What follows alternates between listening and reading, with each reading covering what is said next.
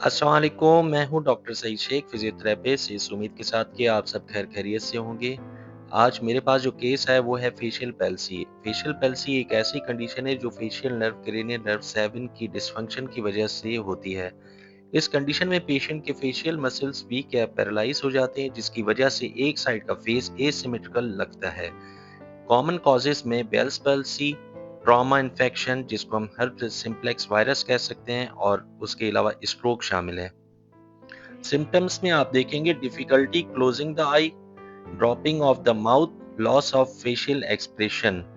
मतलब कि आप देखेंगे कि अगर आई क्लोज नहीं हो रही है, उसके अलावा जो है माउथ जो है वो सही तरह से क्लोज नहीं हो रहा है, फेशियल एक्सप्रेशन उसके उनके लॉस हो चुके हैं पेशेंट के। तो इस कंडीशन में फिर आप डिसाइड करते हैं कि क्या ये अपर मोटर न्यूरॉन लीजन है या लोअर मोटर न्यूरॉन लीजन। क्या होते हैं अपर मोटर न्यूरॉन लीजन और lower motor neuron lesion?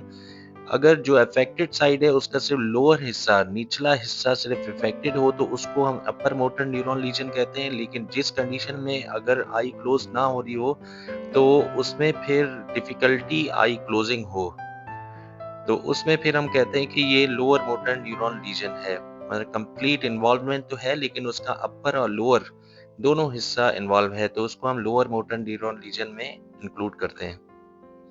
Facial muscle की अगर मैं एक्सप्लेनेशन देना चाहूँ तो एनाटॉमी ऑफ फेशियल मसल्स, जिसमें ऑर्बिकुलरिस ओकुलाई जो कि आई क्लोजिंग का काम सरंजाम देती है, जाइगोमेटिकस मेजर स्माइलिंग, बक्सिनेटर चीक कंप्रेशन, ऑर्बिकुलरिस ऑरिस लिप्स की मूवमेंट। हम सारे ये मसल्स चेक करेंगे कि प्रॉब्लम कहाँ कहाँ पर है।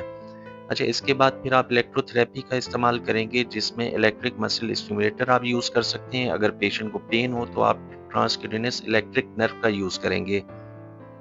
इसमें आप देखिए कि इलेक्ट्रोड की प्लेसमेंट आप कहाँ पर करेंगे। फोरहेड पर ऑर्बिकुलरिस ओकुलाई के ऊपर, ज़ाइगोमेटिकस मेजर और माइनर के एरिया में, और फिर ऑर्बिकुलरिस ऑरिस लिप्स के ऊपर या नीचे।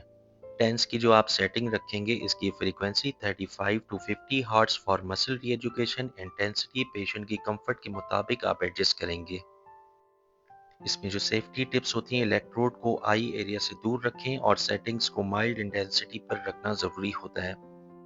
20 मिनट्स के लिए मैंने टेंस अप्लाई किया। अब उसके बाद फिर मैं 20 मिनट्स के बाद टेंस पर से इलेक्ट्रोड हटा दूंगा, और उसके बाद अपनी एक्सरसाइजेस, फेशियल एक्सरसाइजेस मैं आपको बताऊंगा कि कौन कौन सी एक्सरसाइजेस इनके लिए इंपॉर्टेंट है।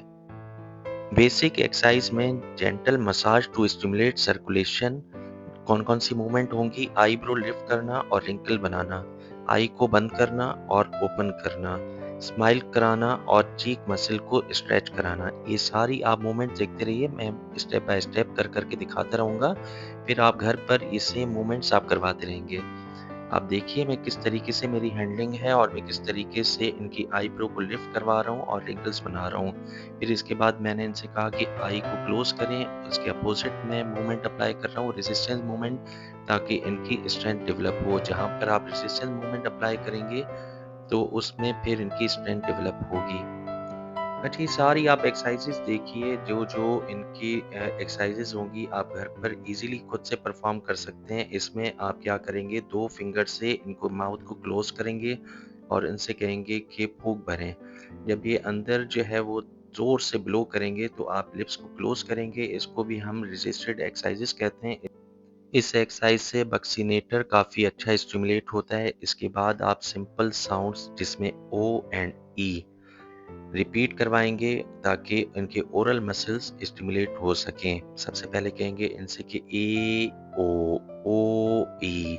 ये सारी एक्सरसाइजेस आप इनसे वॉवल साउंड रिपीट करवाते रहेंगे ताकि ये अच्छे तरीके से स्माइल कर सकें। इसके बाद देखिए बहुत ही जेंटल तरीके से आप अपने हाथ को नीचे से ऊपर की तरफ इनको लिफ्ट करवाएंगे जो अफेक्टेड एरिया होगा।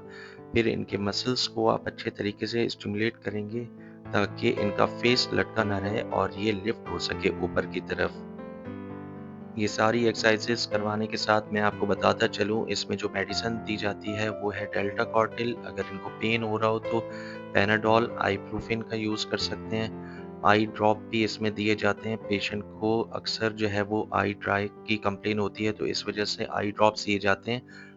आई ड्रॉप का पर्पज़ ये होता है कि पेशेंट की आई जो ड्राई हो रही है वो इस तरीके से इनको अनकंफर्टेबल ना फ़ील हो, इनकी कंफर्ट ज़ोन की वजह से इनको आई ड्रॉप्स दिए जाते हैं।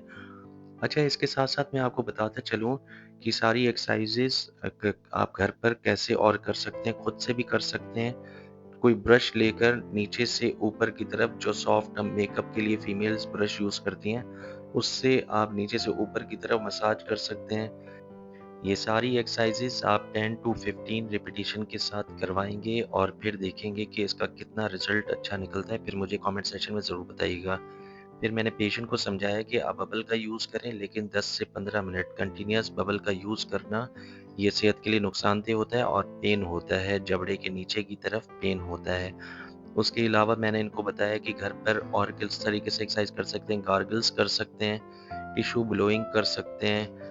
पेशेंट को ये समझाना बहुत ज़रूरी होता है ताकि वो घर पर जो एक्सरसाइज करे, वो सही तरीके से कर सके। देखिए मैं किस तरीके से इनको टिश्यू ब्लोइंग करवा रहा हूँ। टिश्यू लेकर आप इस तरीके से ब्लो करेंगे ताकि आपके जो फेस के मसल्स हैं वो अच्छे तरीके से एक्टिवेट हो सकें। पेशेंट को मैंने बहुत अच्छे तरीके से एक्सप्लेन करने के बाद फिर उनको कंप्लीट होम प्रोग्राम दिया। पेशेंट को आप देखिएगा, पेशेंट की मुस्कुराहट ही मैं आपको बताता हूँ कि पेशेंट की मुस्कुराहट मेरे लिए बड़ा मीनिंग रखती है। आप देखें पेशेंट किस तरीके से लास्ट में मेरे साथ मुस्कुराते हैं।